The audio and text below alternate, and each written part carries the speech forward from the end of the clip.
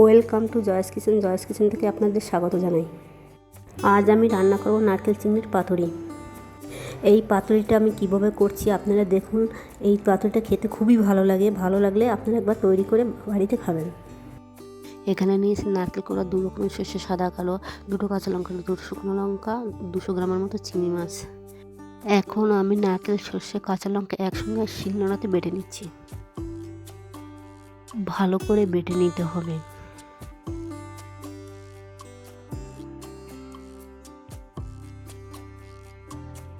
নারকেলটাকে ভালো করে মিহি করে বেটে নিতে হবে।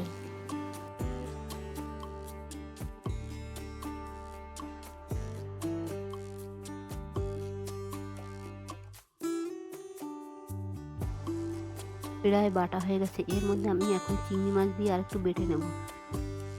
চিংড়ি মাছ দিয়ে বেশিক্ষণ বাটবো না, 2টো বাটা দিয়েই তুলে নেব।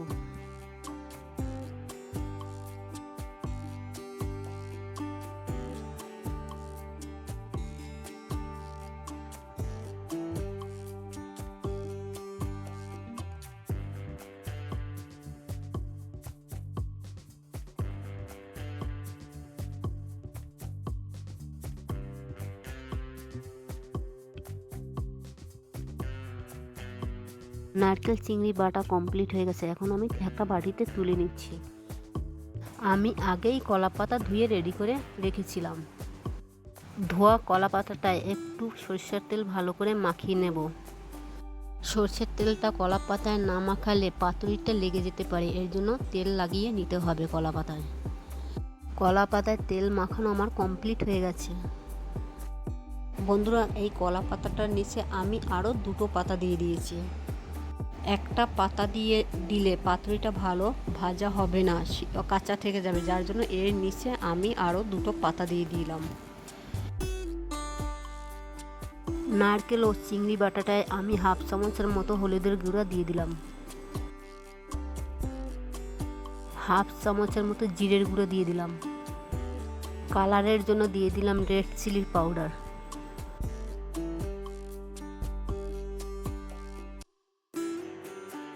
এবারে দিয়ে দেবো স্বাদ মতো লবণ। পাতুরিটায় টেস্ট বাড়াবার জন্য আমি একটু চিনি দিয়ে দিলাম। এবারে দিয়ে দিলাম একটু দারচিনি পাউডার। এবারে আমি ভালো করে মাখিয়ে নিচ্ছি ব্যাটারটাকে।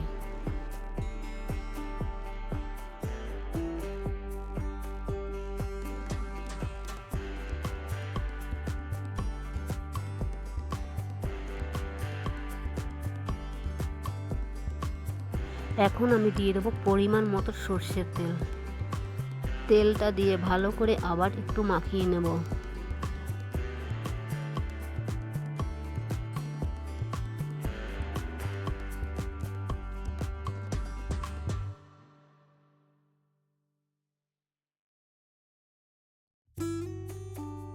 ব্যাটারটা মাখা আমার কমপ্লিট হয়ে গেছে। এবারে আমি কলা পাতায় দিয়ে দেব।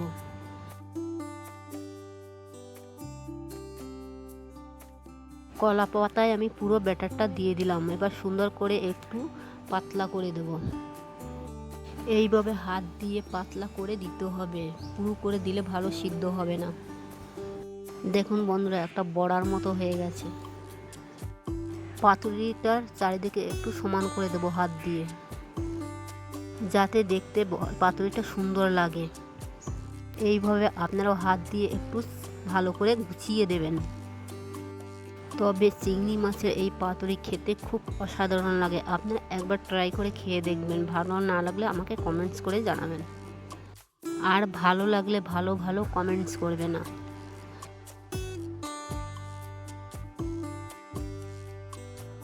এবারে আমি আর একটা কলা পাতা দিয়ে ঢাকা দিয়ে নেব।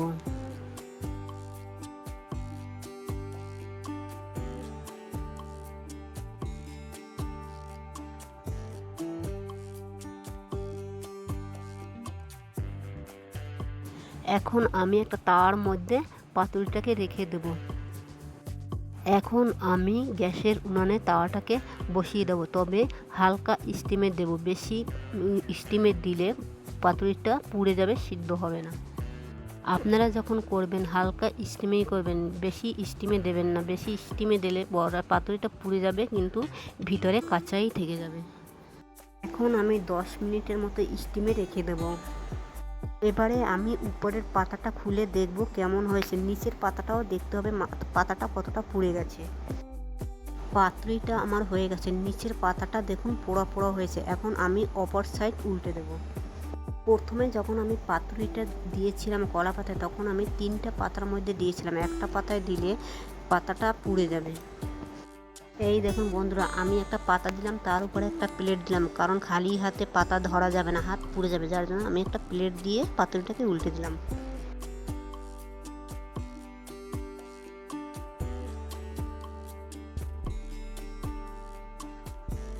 দেখুন কালারটা কত সুন্দর হয়েছে, আর হালকা একটু পোড়া পোড়াও হয়েছে।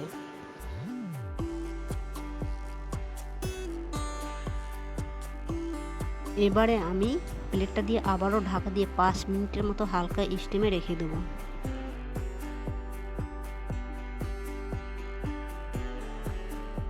এবারে আমি প্লেটটা উল্টে দেখব পাতুরিটা কেমন হয়েছে। দেখতে তো বন্ধুরা খুবই ভালো লাগছে, খেতেও খুব ভালো লাগবে।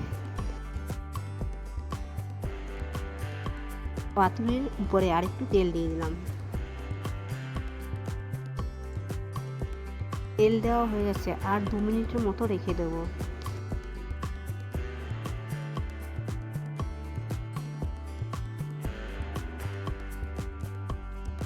পাতুরিটাকে একটু ঘুরিয়ে দিচ্ছি, একভাবে থাকলে বেশি পোড়া লেগে যাবে।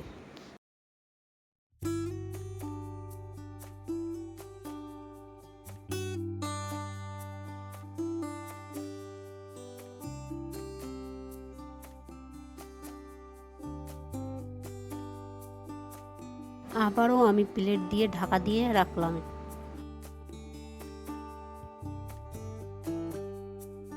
এখন আমি দেখে নিচ্ছি পাতুরিটা কতটা হয়েছে। চিংড়ি মাছের পাতুরি আমার কমপ্লিট হয়ে গেছে। পাতাগুলো এরকম পোড়া পোড়া হলেই আপনারা নামিয়ে নেবেন। এখন আমি নামিয়ে নিচ্ছি। দেখুন বন্ধুরা, পাতুরিটা পরিবেশনের জন্য পুরো কমপ্লিট হয়ে গেছে।